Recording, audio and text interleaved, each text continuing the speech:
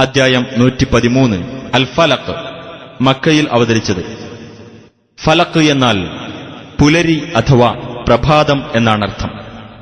പുലരിയുടെ രക്ഷിതാവായ അള്ളാഹുവോട് ശരണം തേടാൻ പഠിപ്പിച്ചിട്ടുള്ളതുകൊണ്ടാണ് ഈ അദ്ധ്യായത്തിന് ഇപ്രകാരം പേർ നൽകപ്പെട്ടത്.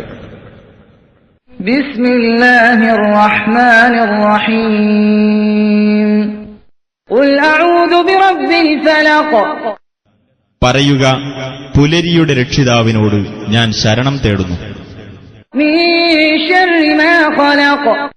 അവൻ സൃഷ്ടിച്ചിട്ടുള്ളവയുടെ കെടുതിയിൽ നിന്ന്. വമിൻ ശർരി ഗാസിഖിൻ ഇദാ വഖബ്. ഇരുളടയുമ്പോഴുള്ള രാത്രിയുടെ കെടുതിയിൽ നിന്നും. വമിൻ ശർരി നഫ്ഫാസാതി ഫിൽ ഉഖദ്. കെട്ടുകളിൽ ഊതുന്ന സ്ത്രീകളുടെ കെടുതിയിൽ നിന്നും.